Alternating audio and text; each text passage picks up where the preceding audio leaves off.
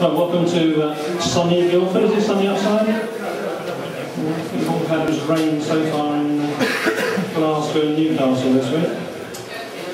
Anyway, here we are about what's new with RISC OS. And for anybody that hasn't picked up the leaflets after saying it, RISC OS 6 is what's new. As far as we're concerned, it is the latest, most up-to-date version of RISC OS.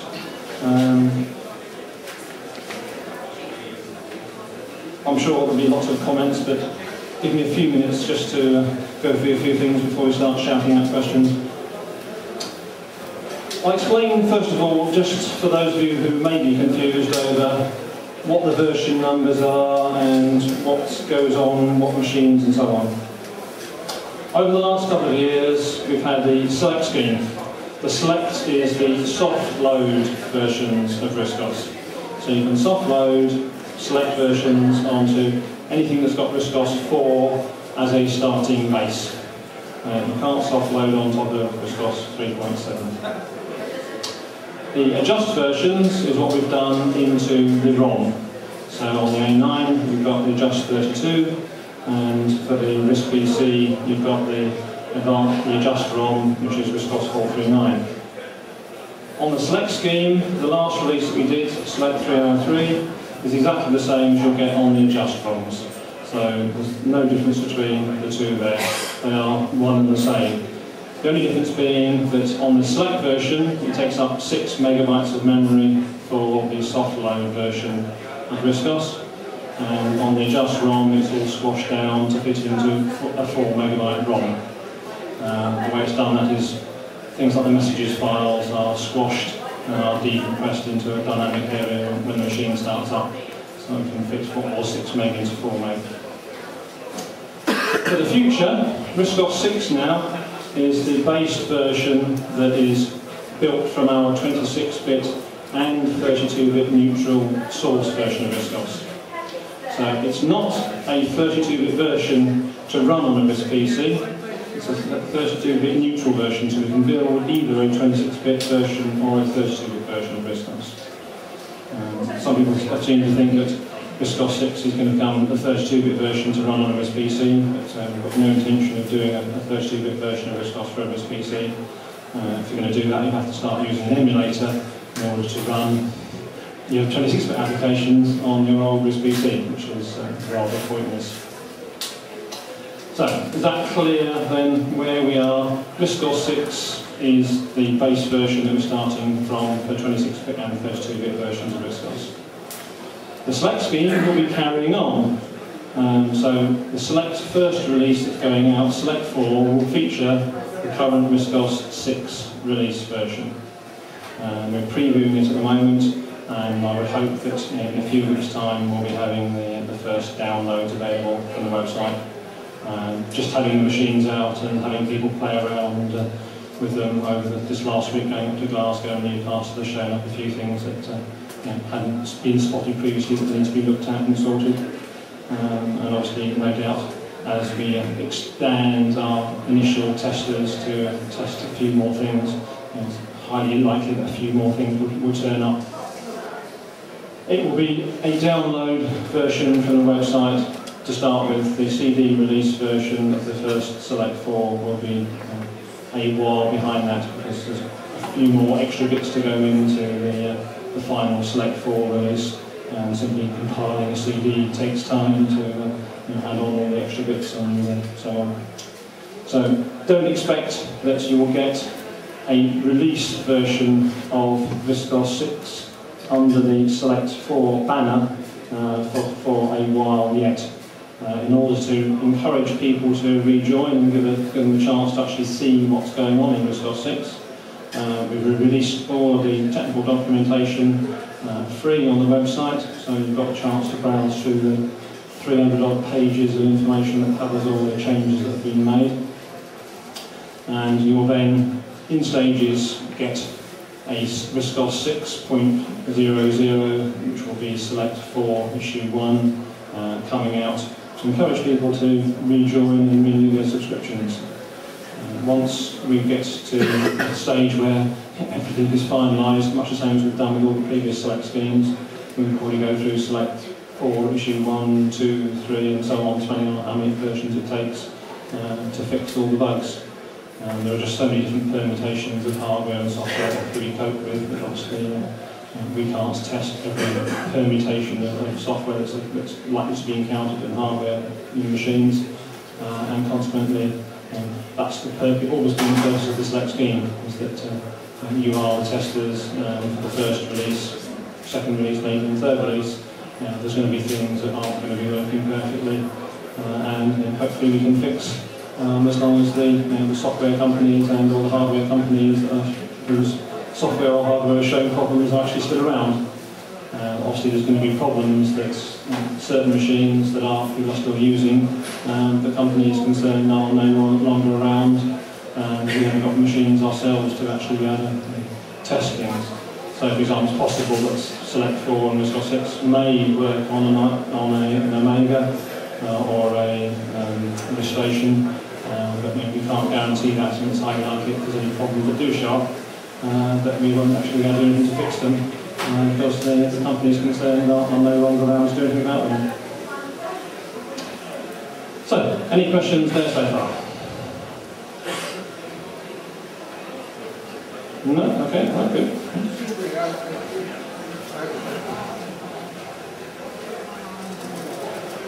I'm sure actually told us this, but I would just want to repeat it.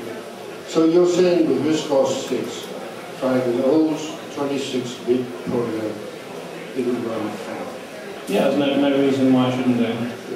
The major changes that have gone into RISC OS 6 now is, besides the pure conversion to run on a 32-bit neutral operating system, is a fair amount of hardware abstraction in order to support both the A9, viewfinder cards, and anything else that may be coming along in terms of hardware which doesn't conform to the old Acorn, FITC, MemC, IMD style of architecture. So on the current RISC OS 6 that's running, the video system is mapped out to a dynamic area, and part of the acceleration that's gone on to RISC OS 6 is to take advantage of features that are available on viewfinder cards, on the graphics chip that's in the A9 and so on. And that obviously can be expanded as and when other hardware comes around that we need to support. Similarly with the kernel, a lot of work has been done to make it support all the different processors that are potentially available for use, and we now have the ability potentially to support any hardware combination that manufacturers want to throw at us. So there's not a hardware abstraction layer in there as such, but we do have the ability, as the way that the kernel and the rest of the innards of RISC OS have been restructured now, to support many other different types of hardware besides what's currently around. Let me ask you this about the possibility of using the emulator on Windows to emulate RISC OS operating system. This is going to remain a reality for also the future, including RISC OS 6. Yeah, I mean, there's no reason why the virtual RISC PC version won't be expanded to use RISC OS 6. At the moment, the latest virtual RISC PCs can emulate ARM 710s, strong ARMs, 7500 processors. You've got a choice of whether you want to run RISC OS 402 ROM or RISC OS 439 ROM, and maybe else in the future there will be a RISC OS 6 option for a ROM. In the same way that there might be an ARM 9 emulator option for virtual RISC PC. It's really dependent on time available for people to do the development work and what products people want. We've been showing the MacOS-based version of virtual RPC for a while now. It's almost complete now, just needs a bit of final fixing, and that's down to availability of time of people to actually do that. A lot of the people that do work for us and other companies have real jobs to do besides actually doing work on RISC OS. So things don't always, unfortunately, happen quite as fast as they would do otherwise. obviously got a few faces of all the people in the audience here who are doing work, and their real employers may or may not know what they actually get up to in their spare time. You mentioned the virtual acorn is making use, well, of the 26-bit.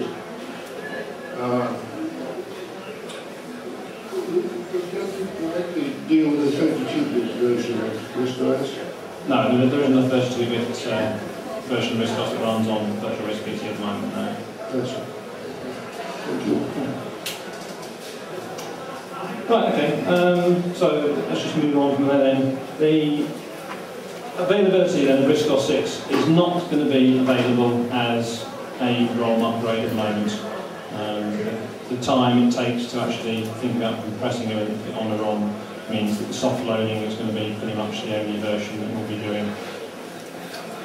It's quite feasible, of course, that we could do a reflash version for things like the A9, and potentially, if Microvision was still around, we've done a reflash version for an Omega and so on. But I think you can work on the fairly safe assumption that for the future, RISC OS 6 will be available either built into new machines or be available as a soft load for current machines. The pricing that we're charging for RISC OS 6 is carrying on as per previous Select schemes. So everybody that renews will get RISC OS 6 as part of their future Select releases. You can't go out and just buy RISC OS 6 as a one-off package. You have to join the Select scheme for all the reasons I've been through in the past as to what we want to do in terms of providing support to people. The Select scheme is double-edged as far as we're concerned. We know from the Select scheme how many people we're working for on one hand, and we know equally how much money we've got coming in. So we don't end up trying to spend £500,000 developing something that potentially is for a market of only a few hundred people. Obviously, if the Select goes up to 2,000 subscribers, then we can balance how much development is done with that money accordingly. But if people don't subscribe, then we can only take it that potentially they're not interested in having what's being developed on the Select scheme, and the amount of work that goes into developing the Select will be balanced accordingly. Any questions there? In terms of what's going to happen for the Ionics, which I'm sure somebody will shout out at some stage if any ask. Our statement previously has always been, we would like Select features to be available for all possible machines, but it's very much against balancing that against what features we've got available in time and so on. The way the structure of RISC OS now is, RISC OS 6 is the lowest level that everything else will be built upon. Select 4 sits on top of that. The A9 home version is effectively what is the same as the first RISC OS 6 release, even though it's badged up as being RISC OS 4.39, I think, or 4.43, sorry, in the current ROM build. Everything else then is a subset that sits on top of that. So we have to finish all the bottom layers before we can get up to the top layer. So an Ionics version, yeah, it's perfectly on the cards, but everything else that sits below it has to be done first. And we don't have the luxury of being able to say, well, we'll go off and do an Ionics version first before we've done all the rest of it. We have been shown previously various modules that have been converted and running standalone on an Ionics, but really we need to do an all-in-one package before we actually think about doing an Ionics product as a full release. But for those people that say, well, nothing's been done, we're not interested, no, of course we're interested, but I'm not going to stand here and say, yeah, of course, we're going to do it in a few weeks' time. It's not going to happen like that.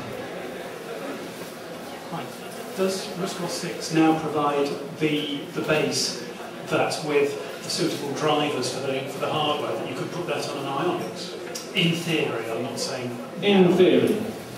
Yeah,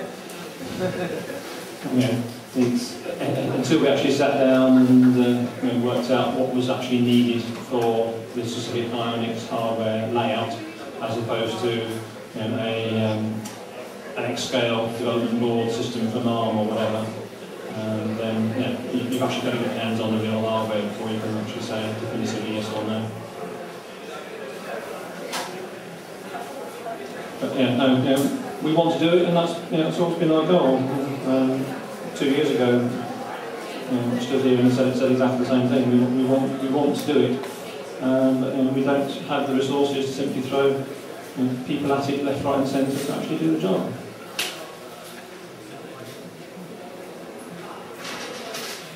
Okay, nothing else there?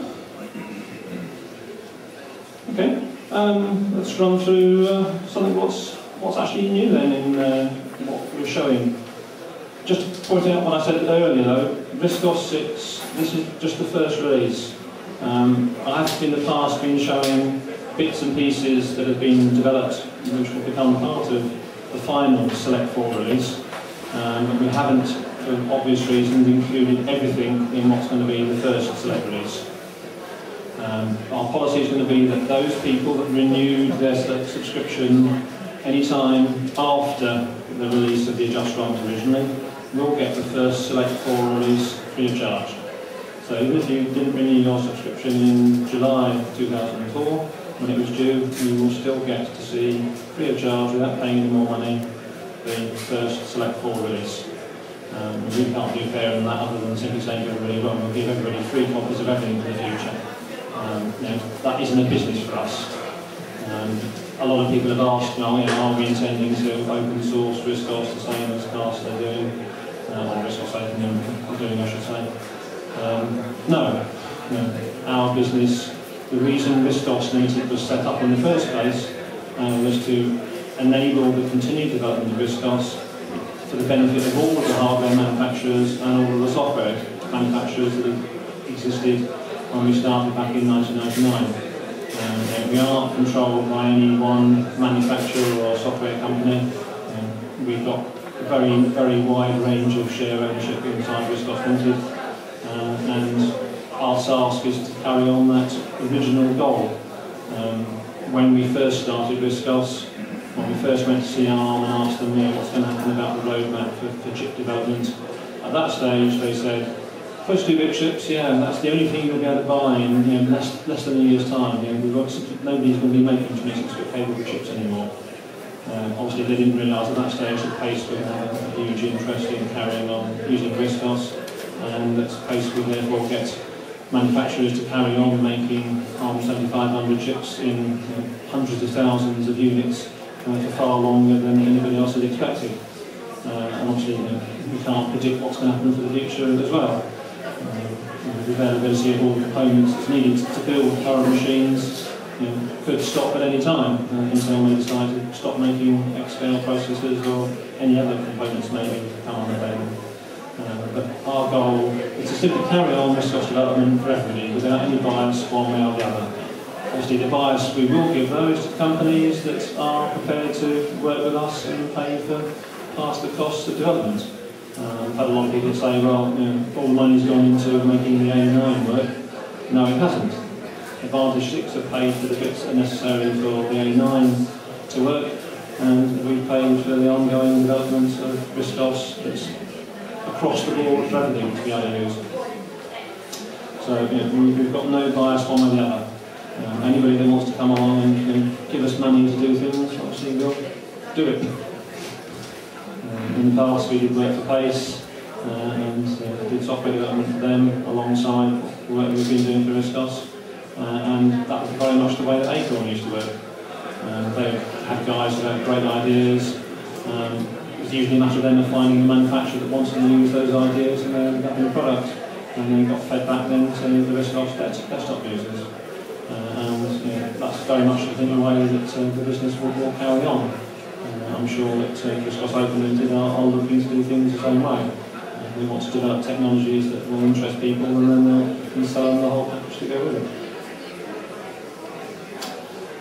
So RISC OS 6, What you'll see on this machine, this is the only machine that's actually running it on the stand, mainly because I wanted to be able to show for the people that haven't seen RISC OS 439 or any other versions, the other machines running in their native state. Virtual RISC PC, if you add a RISC OS 6 offload, you can put it onto it and it can pretty much run with a few little tweaks. Similarly, on an ARM7500 machine, even on the macOS version that we're demonstrating. So just to prove it is RISC OS 6, we've got a non-working cursor.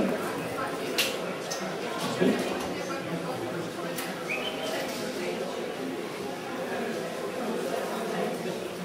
Okay, so you can see the cursor today.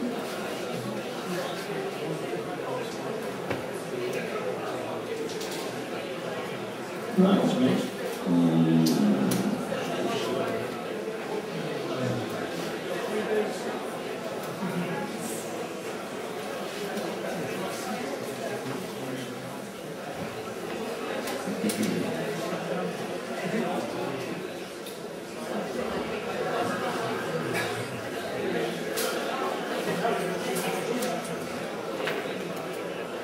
RISC OS 6 at the top there. This machine's got 192 meg of RAM, normally 6 megabits going to use the soft load up as normally happens.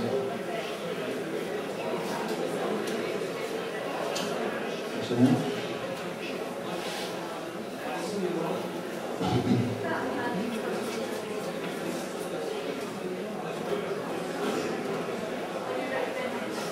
Protect hasn't changed, as far as I know. Nobody's thought of any new viruses for RISC OS in the last 4 years. So no doubt that will give the opportunity for somebody to develop some new viruses.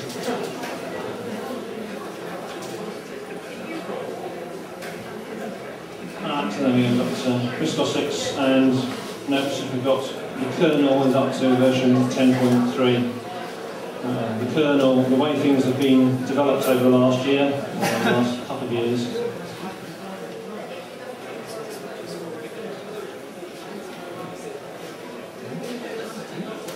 we've split up the kernel into a vastly increased number of modules.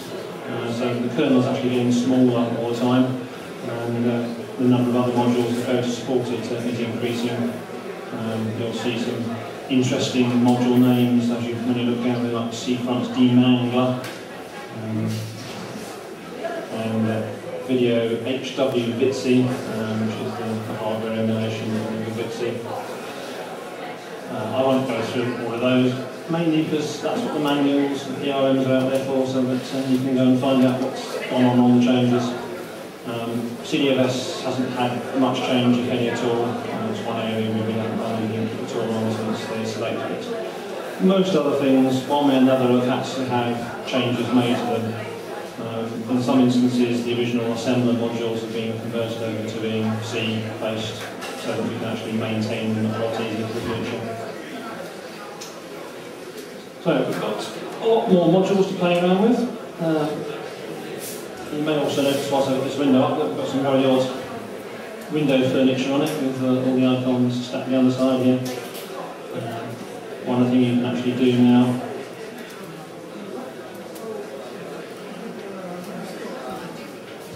the windows has changed either from the command line or via some of the configurations we've got built in here to all sorts of different permutations.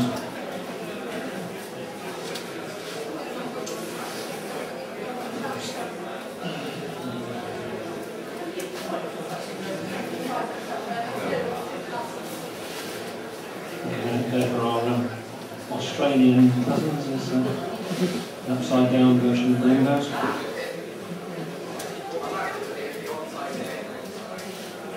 Anybody that regularly uses Windows XP and likes to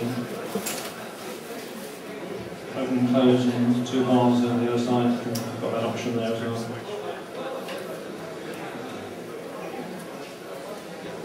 You'll notice there's quite a few new configuration plugins.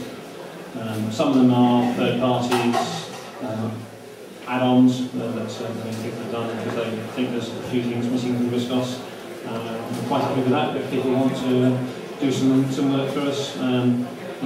our policy overall has been, if a useful utility exists that generally does the job already in the first place, and we don't try and reinvent the wheel. Usually one or two exceptions, sometimes where the utility exists but it doesn't necessarily have the performance or interferes with other applications, and then we do a reversion of it, or we simply take existing sources and ask people to recompile it and take account of what it is they haven't quite got right in the API or programmer's reference details, or just the general look and feel of certain things. Some people just like having things their own way and write all their programs that way around. We try and represent to the sort of style guide that April had originally. So one of the interesting things you'll notice we've got here is a little compatibility options. One of the biggest problems that we found whilst doing the conversion work was that in the past developers have had a fairly lax attitude to some of the way that the PRM says things should be done. A lot of changes, such as applications or modules having 32-bit headers on them to say that they are 32-bit safe and so on. People have just been ignoring. Obviously, we're developing now for an operating system that's going to be the same source used to build versions for 26-bit or 32-bit applications. So we're going to start to implement and enforce a lot of the changes that Acorn mandated in some instances nearly 10 years ago. Obviously, in some instances that will cause some programs that otherwise behave perfectly well on a 26-bit machine to not behave. So we've got a few options here that you can override them. One of those areas you wouldn't need to worry about unless you do find a particular application that has got problems, and you'll usually find if you put a mention up on the select discussion group about a particular application, somebody saying, yeah, you need to switch on or off a particular option in order to enable that program to run. But what has shown up very interestingly in the conversion work that we've done is that there are lots of applications that have very slow creeping bugs in them. Most people switch on the machine, use it for an hour or two, switch off, don't have any problems. Other people are using pretty much the same applications, but leave their machines on all the time, go away for a week, come back from holiday and find the machines crashed. No good reason whatsoever apparently. It's simply because there are programs that have stack problems or memory leakage and so on that simply doesn't occur in a matter of minutes or hours. Sometimes it takes days or weeks before it happens. And we found some of these problems, luckily, have shown up by us enforcing the various limitations that Acorn wanted to be put on what could or couldn't be run. When we were over in Holland during the summer, the Strong Edge showed up a particular problem, and Fred out the Strong Edge maintainer was over there and said, yeah, I know what that is, I'll get that fixed. And, it was a long-running problem that's been present in Strong Edge rather than right from day one. It's fixed the problem, and Strong Edge should be a lot more stable now than some people who use it long term have found in the past. And there are quite a few other examples like that. Obviously, one of the things that is changing now is because we've moved over to this hardware abstraction, which is running on all machines now, whether it's a RISC PC on its own or whatever. There are certain things that are going to be slightly different to what they've done in the past. Hardware may not necessarily be where programs assumed it would automatically be in the past. And that's why the testing is going to go on. So that hopefully over the next, 6 months or so, we'll be able to get through all the different permutations of people running different applications and different permutations of modules and so on, and actually cure the bugs.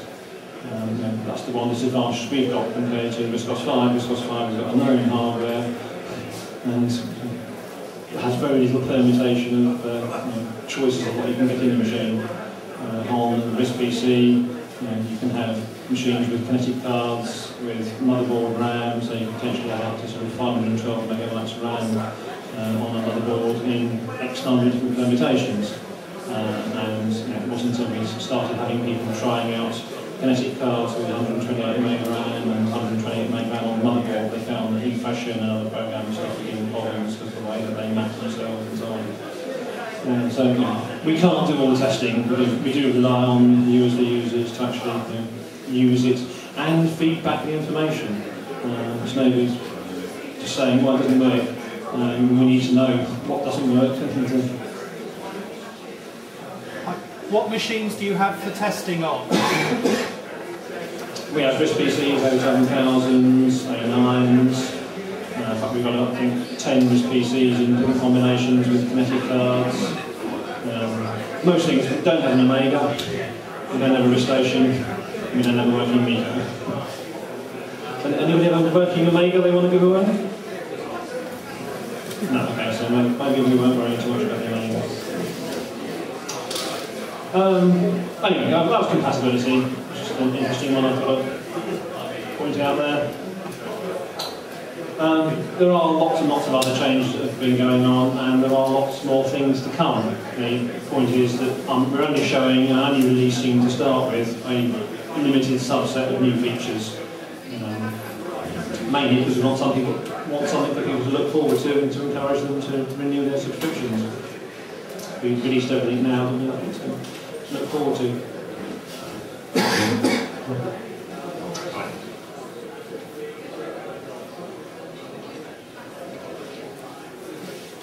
One of the major areas that we have been doing work on is the graphics system, and that will be features that are coming up in the very first release.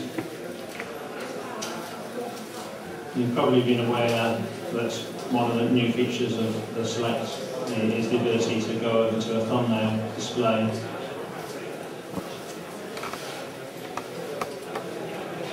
We've now got converters cover WMF files, sun raster files, GIFs, Windows icon files, XPMs, sprites that are used in Doom, PNMs, TableMate files, user files. Both of those are just variations on draw files.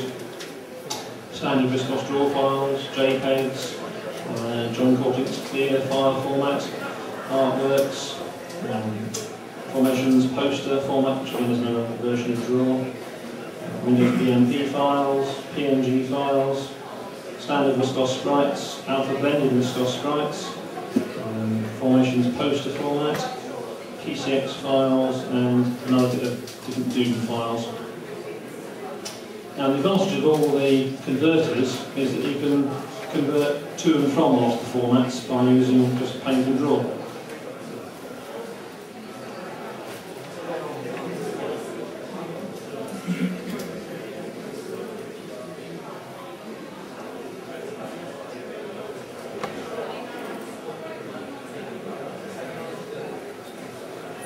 So, for example, I can take this draw file, drop it onto Paint, and Paint converts it into a sprite, and we can export it then into Windows icon files, GIFs, BMPs, Saga files, PNGs, or JPEGs. So to answer, I think, a question that was on, I think it was the Drove discussion group recently, is can I take a draw file and save it out as an icon file? Yes, you can. So if you're creating a website and you want to create an anti-alias icon file, create it in draw if you want to, drop it on Paint, and you can save it straight out as an icon file. Not all the conversions are two ways, some of them are just one way, depending on what's been done in the converter. But it does allow you a lot of flexibility. Paint in its own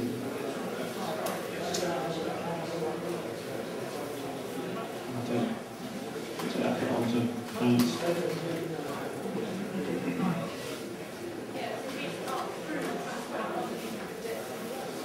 Exporting in the same formats there. Draw, if I put the other way around.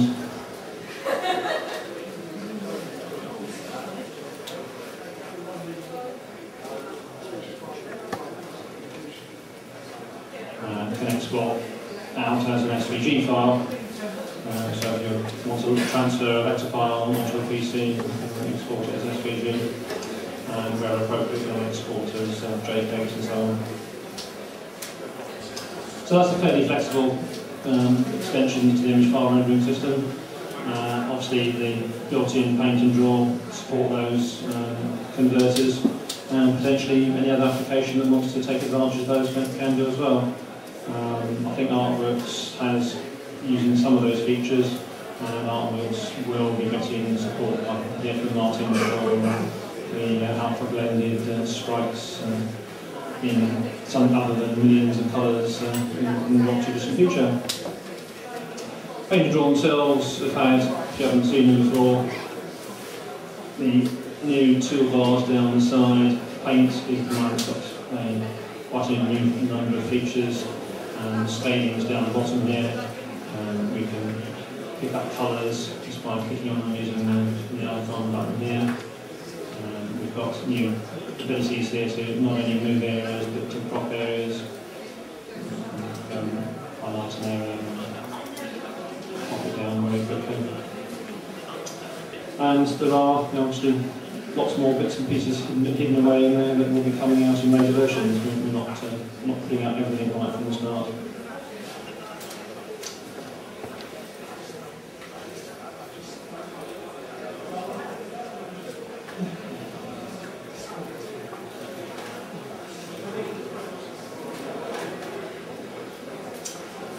So that's just the graphic side of things. Any questions? While I'm there.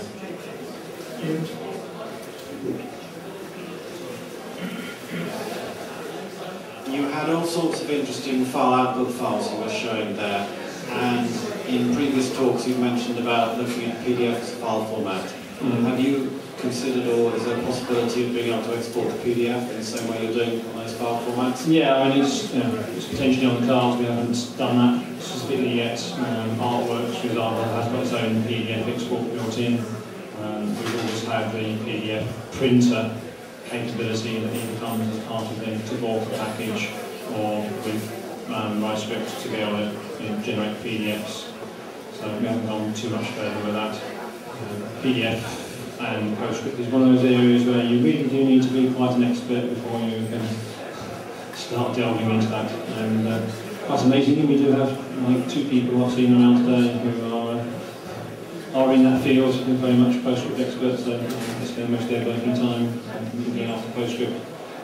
So I expect to see some announcements in that respect in the future, but it may not necessarily be something that RISC OS Ltd will be doing. But allow people to do something that they can make the money on their own. Any other questions? Yes, one back here.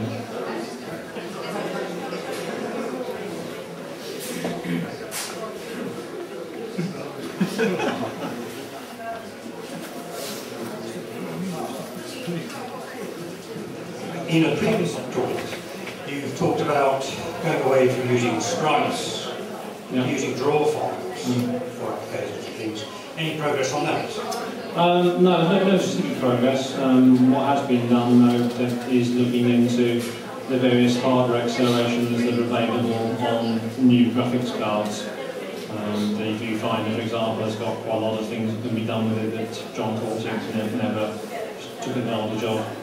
And I suspect that the GeForce cards that are used on the Ionics and the graphics chip that's inside the A9 has got a few things that could be exploited. But yes, I mean, if you're interested in that, have words with Martin Berth. He's far more technical to give you an answer about the sort of things that can be exploited. But anything, it's the same answer, I suppose, as regards why don't you have DVD players on RISC OS machines? Mainly because the ARM processor isn't got the accelerations for doing DVD decoding. If the graphics chip's got features on it, then somebody can take advantage of them.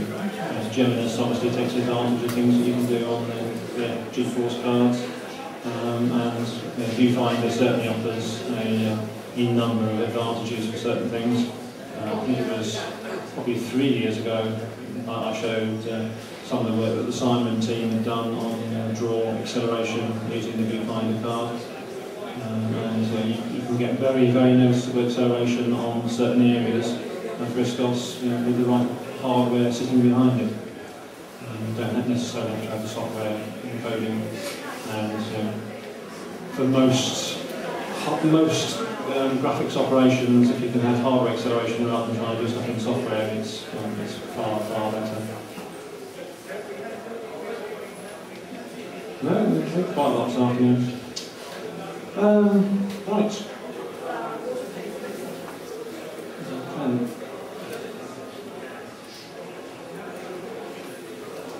I'll just run through some of the things that you can look out for. If you go onto the website, if you haven't already had a look, you'll find there's the PRM details for what's coming in some areas and what's already there in other areas.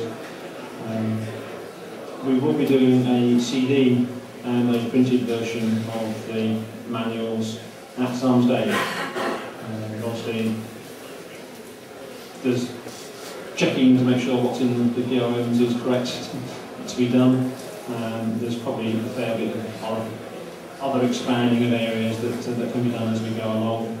And I'm not going to give any time scale and prices or anything, but it makes sense ultimately that we do have not only an online version but a printed version, because lots of people like to have a book up on the shelf that they can grab and quickly click through and find the index.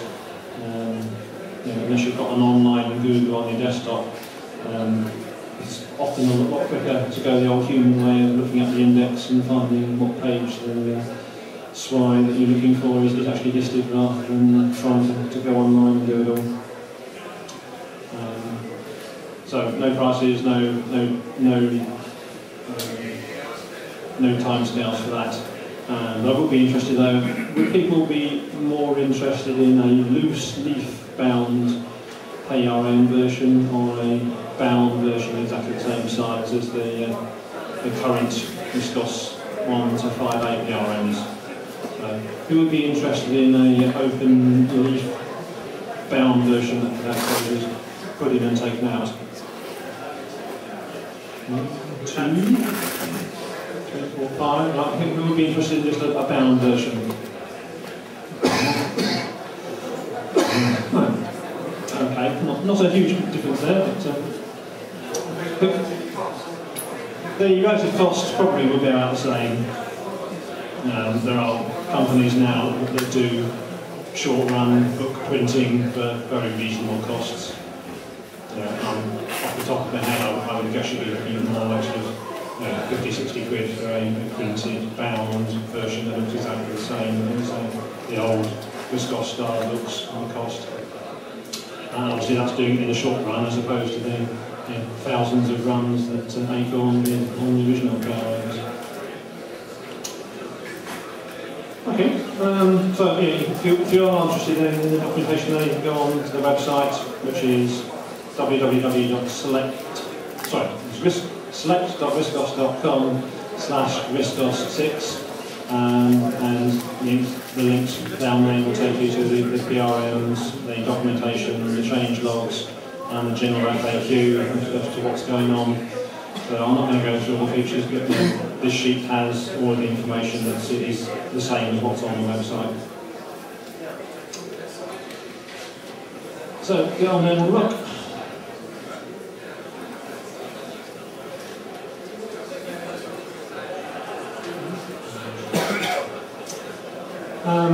Other things that's worth mentioning is that obviously as part of the conversion work that we've been doing, we've actually been able to do much better debugging of what's going on in RISC OS than has been done previously. So there are a number of new tools built into RISC OS that are actually in ROM to enable you to do debugging. It's not an area at all that I get involved with, so I'm not going to even begin to try and go into explaining what goes on in the diagnostic dumping and the ETS diagnostics. If you are really interested, then there are a few people around today that probably would be able to help you, which I can point you in the direction of. But otherwise, read it up in the PRMs and that should give you some useful information. One thing we will be including in the final RISC OS 4 release that I have mentioned in the past is a number of new fonts.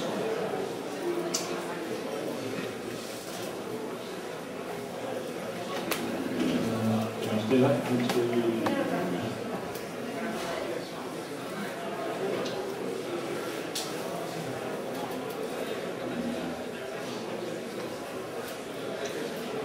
We've added on the missing fonts that would have made up the standard PostScript level of fonts that later on never quite completed. They are all functionally equivalent to their PostScript equivalents. They're listed on the website, and they're all named after Cambridge colleges as per the original versions. So you've now got the ability within PaintDraw and everything else from ROM in the future to load up the fonts that match all the PostScript ones. We'll be bundling with the final version of RISC OS then a collection of other fonts to give you a very wide range of graphics capabilities to get you started. And that's pretty much all I'm going to cover at the moment. If you've got any specific questions, want to play around, by all means, come and hack the machine to pieces. Any final questions? Any changes to the networking side of things? Quite a lot, yes, under the hood. Multicast, DNS, zero configuration, rendezvous, whatever you actually want to call it. The technologies for having the ability to put your machine onto a network, find out what else is on the network, and to make available to the rest of the network what your facilities are, and why do you drag a file to the waste paper bin to inject it on the Mac.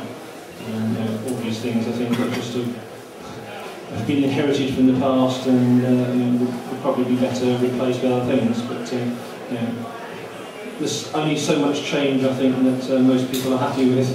You just get carried away, even though there's now multiple different ways of calling up the boot configuration window. You can do it just by double-clicking on boot. In which case it now assumes by default you do want to make some changes to the boot configuration, and therefore it calls up the boot configuration window. If you do it from the task window down here, it will just call up the configuration window on its own, assuming that you don't know exactly what you want to change. Other things like changing the time on the alarm will call up the configuration window and open up the time configuration automatically. So yes, to answer the question, yes, lots of work has been done on the network. A lot of it is under the hood. It's not immediately apparent that lots of improvements, usually in just speeding up the response to discovery of what's on the network, and trying to make things run a bit smoother. There's been lots of areas where in the past RISC OS just sort of was hacked. It evolved. It was, it often wasn't designed, and things work because they work. They don't work because they're necessarily designed properly. In a lot of areas, we've been sitting down and making changes, not for the sake of it, but to try and make the whole structure a lot clearer, and making it a lot easier to maintain things. Acorn staff, unfortunately, have a habit of writing stuff in the way that they knew, and commenting it very little. When we got sources, lots of files had virtually no commenting in them whatsoever. And that's, I think, would be a problem for anybody. That if you haven't ever sat down with RISC OS sources and tried to do any work, you've got to really know what you're doing and know how RISC OS works in the first place before you can begin to understand what the modules actually do and what the sources actually do. And not in there, that's I suppose in some ways is the benefit of RISC OS, in that RISC OS is an area where it's small, it's compact, it's fast, but there's equally not that many people that ever get the chance to actually look through all the sources and realise how it all goes together.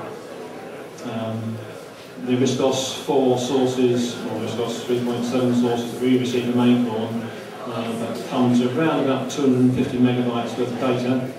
There's over 15,000 files, which makes up a RISC OS 1 build. So it's not something you get into very quickly to get to work with. Any other questions? And the man at the back again. Go for the prize. Right, you said you're not going to sort of open source RISC OS or anything like that, but are you exploring any areas of cooperation with RISC OS Ltd? We haven't got that far yet, to be honest. I think they've been rather too busy doing their stuff, and we are very much at the manic stage of the release as far as Select and RISC OS 4 becoming RISC OS 6 and all the other work that we're doing. I mean, no doubt, yes, there are features that are present in RISC OS 5 that could be useful for inclusion. Much the same way as obviously, given the number of people that say we want to have select features on Ionics, it works the other way around. But there just is a limited amount of time to do it all.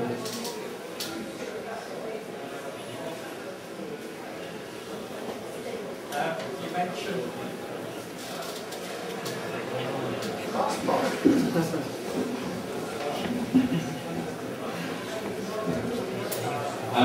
I saw you messing around with window furniture quite a bit there and altering the appearance, and you can do that an awful lot on Select.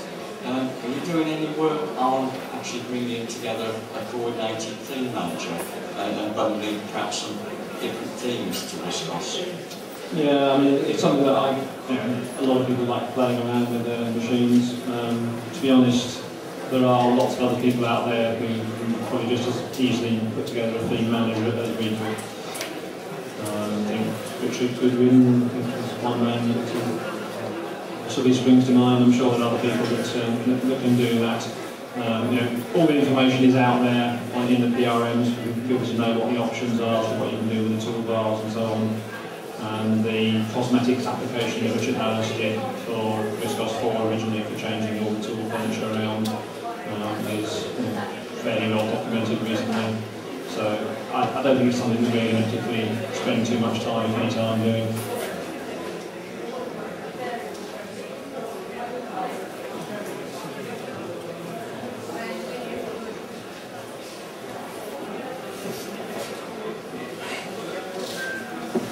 Just going back to networking, did you say that the improvements in networking have gone some way to improving its actual data throughput? Because it's been criticised in the past that it's kind of the bottleneck is RISC OS, not the hardware in terms of network transfer.